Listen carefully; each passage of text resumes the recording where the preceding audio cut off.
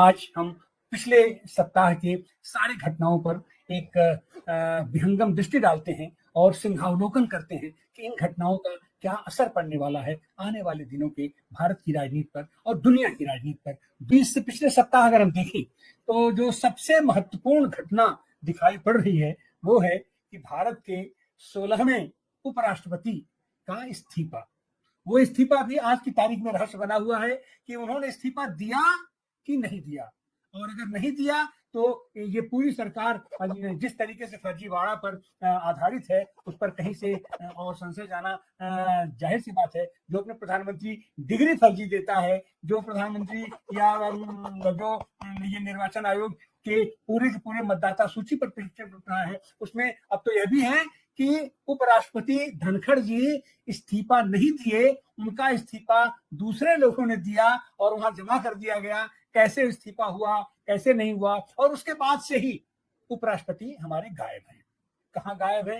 वो उनके उस इस्तीफे में, उस तथाकथित इस्तीफे में जिक्र था कि उनका स्वास्थ्य खराब है, स्वास्थ्य कारणों से है, और देश का द्वितीय नागरिक, दूसरे नंबर का नागरिक बीमार हो और देश के लोगों को उसकी जानकारी न हो, ये कहा जा रहा है शायद उनको हाउस अरेस्ट कर लिया गया है और शायद उन्हें रिलीज भी अगर किया जाएगा तो 9 तारीख को चुनाव हो जाने के बाद रिलीज किया जाएगा। लेकिन सवाल है कि अगर वो इस्तीफा नहीं दिए तो उपराष्ट्रपति का चुनाव क्यों हो रहा है, और उपराष्ट्रपति का जो चुनाव हो रहा है उसमें भी यह शायद पहली बार है, इतिहास अपने आप को उस पर आचरण करेगा कि इसमें क्या होगा सत्ता पक्ष का, जिस स्थिति से उपराष्ट्रपति, खैर उस पर हमारे और साथी इसका विश्लेषण करेंगे, सारी चीजों पर रोशनी डालें। सलीम खान साहब। शुक्रिया डॉक्टर साहब। एक अहम बात जो कि आपने शुरू में प्रस्ताविका में कही थी उसकी तरफ आपका ध्यान आकर्षित करना चाहता हूं। देखिए, 21 जुलाई को जगदीप धनखड़ ने अचानक जा करके अपना इस्तीफा दे दिया और उसके बाद जो है वो 7 अगस्त को सरकार ने एक नोटिफिकेशन निकाला और वो नोटिफिकेशन में कहा गया कि सलीम साहब थोड़ा सा संशोधन। अब बात निकल के आई है कि जगदीप धनखड़ साहब राष्ट्रपति के यहाँ गए ही नहीं, उन्होंने इस्तीफा दिया ही नहीं, उन्होंने एप्लीकेशन तक नहीं दिया, तो ये सारा का सारा फर्जीवाड़ा निकल के आया है और ये फर्जीवाड़ा आरटीआई के माध्यम से निकल के आया है। तो अब तो स्थितियां फिर दूसरी हो गई जी, कहें। तो ये जो जगदीप धनखड़ का अचानक जो क्योंकि वो तो कह चुके थे कि भाई मैं 2027 तक इस पे रहूंगा, इसका मतलब है कि 2027 के बाद जब राष्ट्रपति का भी कार्यकाल खत्म होगा तो मैं राष्ट्रपति बन जाऊंगा और 5 साल तक ऐश करूंगा। तो ये तो उनके इरादे थे जो उन्होंने 1 हफ्ता पहले ही जो है वो कहे थे। अब उनको अचानक उनसे इस्तीफा लिया गया या उनको जो भी उनके साथ मामला हुआ, उनके साथ फिर मामला नहीं हुआ, उसका सबसे बड़ा सबूत ये है कि 1 महीना 4 दिन हो चुका है और भारत का उपराष्ट्रपति जो है वो लापता है। हिंदुस्तान में हजारों चैनल्स हैं, किसी चैनल वाला, ना तो कोई चैनल वाला उसके पास जाता है ना वो किसी चैनल वाले के पास आता है। उसके बेशुमार दोस्त हैं, बहुत सारे राजनीतिज्ञ हैं, उनमें से कुछ लोगों ने जाने की कोशिश की, सरकार ने रोक दिया, वजह पता नहीं। अगर वो बीमार है, लोग उसके पास जाना चाहते हैं, उसकी जो है वो स्वास्थ्य के बारे में जानना चाहते हैं, तो सरकार क्यों रोकती है, इस सवाल का कोई जवाब नहीं है।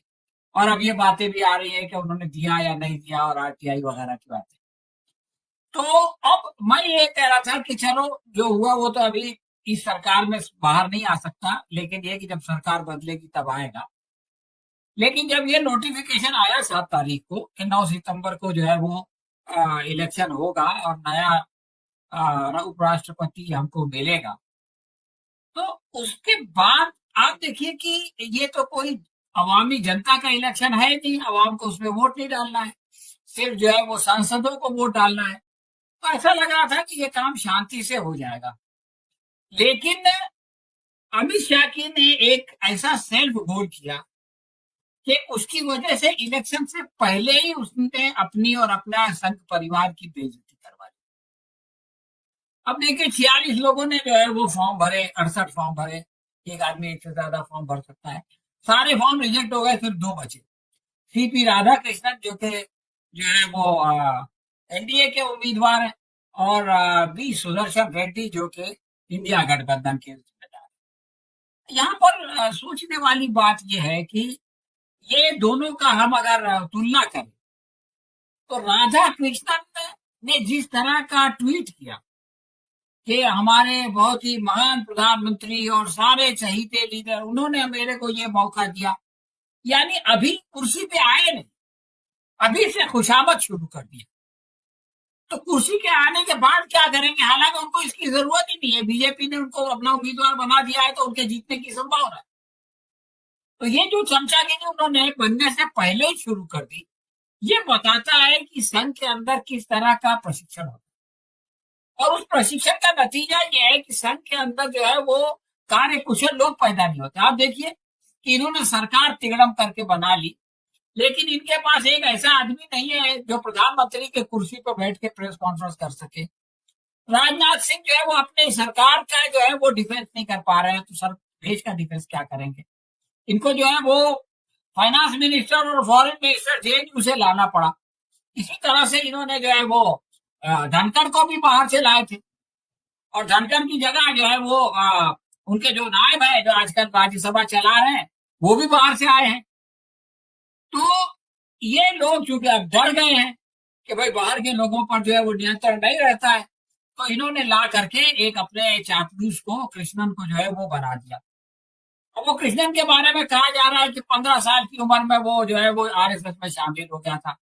तो 15 साल से 50 साल उसने काम किया। आज एक एमएलए की सीट जो है वो आरएसएस या बीजेपी तमिलनाडु में अपने सहायकों की मदद के बगैर, एआईडीएमके की मदद के बगैर नहीं जीत सकती। ये खुद 2 बार जो है वो सांसद बने हैं, तो दूसरे की मदद से। और अब क्या है, अब गवर्नर बन के कभी गोवा में कभी महाराष्ट्र में ऐश कर रहे हैं। तो ऐसे आदमी को लाया जा रहा है जो कि सरकार के आगे हमेशा जो है वो दुम हिलाता रहे। लेकिन अगर हम कृष्णन के साथ इसका जो है वो तुलना करें तो पता चलता है कि दोनों के बीच में जमीन आसमान का फर्क है। कहाँ राजा भोज और कहाँ गंगवा तेली। इसलिए कि कृष्णन ने आज तक कोई प्रेस में बात नहीं की प्रधानमंत्री की तरह, खाली एक एक्स पे मैसेज दे के रुक दिया। और जब वो अपना फॉर्म भरने के लिए गए तो उस वक्त आप देखिए कि किरण रिजिजू ने उनके पेपर्स प्रधानमंत्री को दिए। प्रधानमंत्री ने वहां पर जो इलेक्शन ऑफिसर है इत्तेफाक से, वो भी जो है वो मोदी है, सीपी मोदी, उसको दिए। और उसके बाद वो कृष्णन ने खाली रबर स्टैंप जो उसको आगे करना है साइन किए। वो मोदी ने जो रिटर्निंग ऑफिसर है रसीद भी मोदी को दी। और बाकी लोग जो थे साथ में अलग अलग पार्टियों के, बीजेपी के, वो सिर्फ ताली बजा के आ गए।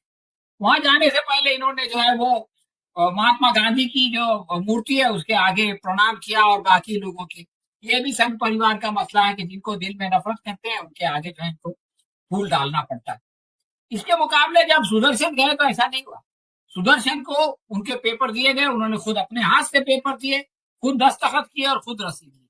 तो इससे पता चलता है कि किसके अंदर आत्मसम्मान है और किसके अंदर जो है वो सिर्फ चाटुकारी है। और उसमें सभी लोग मौजूद थे।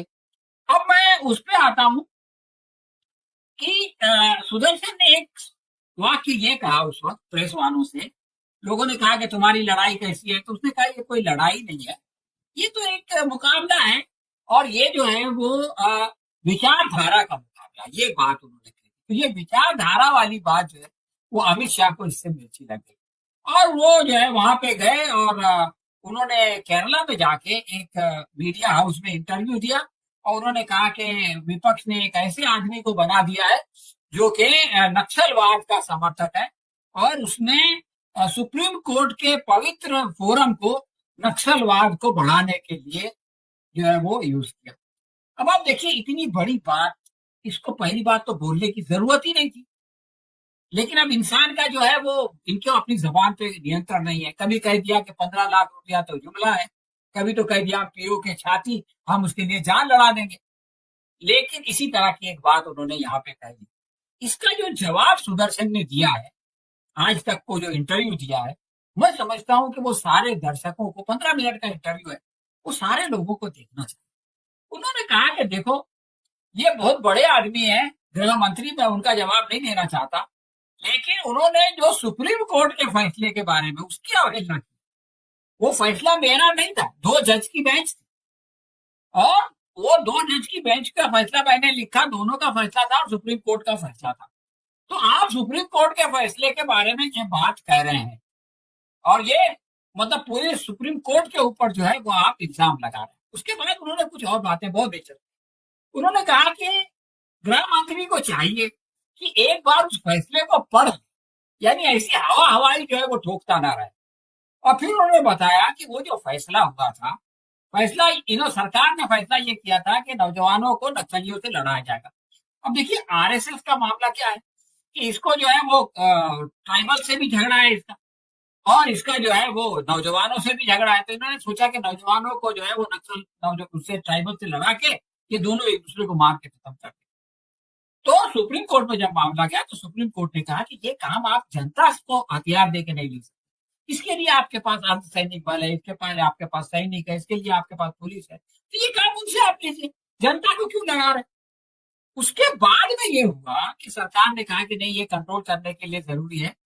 तो छत्तीसगढ़ में कहा गया कि ठीक है, इसका इस्तेमाल सिर्फ छत्तीसगढ़ राज्य में होगा, इसके बाहर नहीं होगा। इसका मतलब ये है कि छत्तीसगढ़ में इसकी इजाजत दी गई और ये कानून अभी तक लगा हुआ है। तो सवाल ये है कि अमित शाह का ये कहना कि अगर सलवा जेडम के बारे में इनका ये फैसला नहीं आता तो हम जो है 2020 में नक्सलवाद को खत्म कर देते, ये सरासर गलत है। इसकी इजाजत तो आज भी आपके पास है, लेकिन आप नहीं कर सके, आपको फैसला नहीं मालूम, आप झूठ बोल रहे हैं। तो ये इतनी खतरनाक बात अमित शाह ने कह दी कि जिसकी जितनी निंदा की जाए वो जो है वो कम है। तो न्यायपालिका को भी जो है वो अपनी मर्जी से इस्तेमाल करना चाहते हैं, और इसकी मुखालिफत जो है अभी आज 22 जजों ने की कि आप जो है वो उसको ये नहीं कह सकते कि वो जो है राजनीतिक फैसला था, तो वो जो है वो सही फैसला था।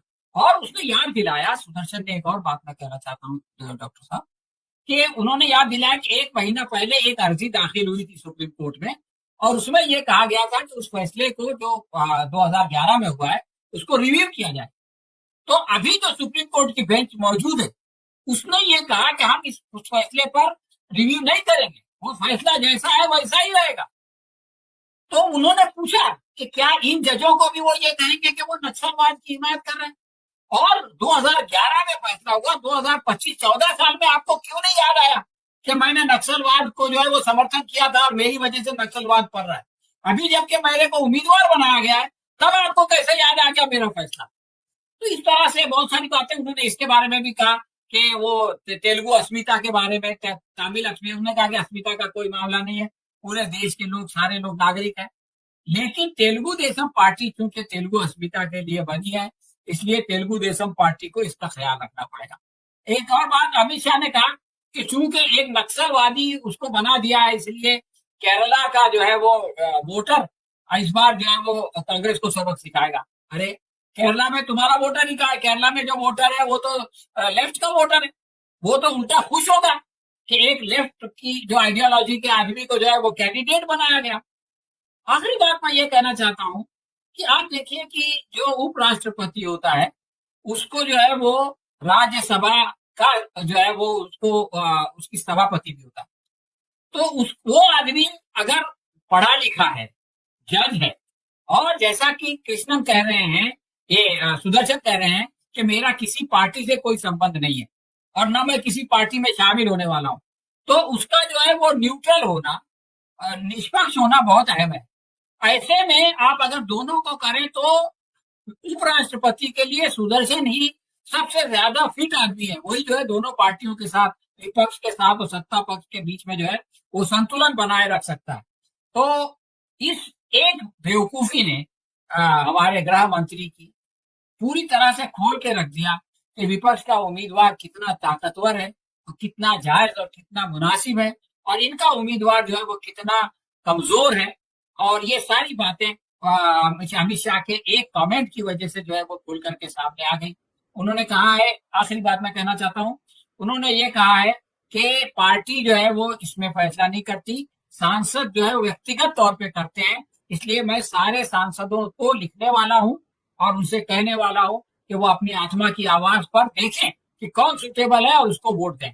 और मैं समझता हूं कि अगर सांसद वाकई अपनी पार्टी लाइन पर जो है वो अंधभक्ति करने के बजाय अपनी जिम्मेदारी को महसूस करके, अपने कर्तव्य को महसूस करके वोट देंगे, तो उनका वोट जो है वो कृष्णन के बजाय सुदर्शन को होगा और वो कामयाब होंगे। वरना आंख बंद करके देखें तब तो जो कुछ पहले भी होता रहा है वही होता रहेगा। धन्यवाद।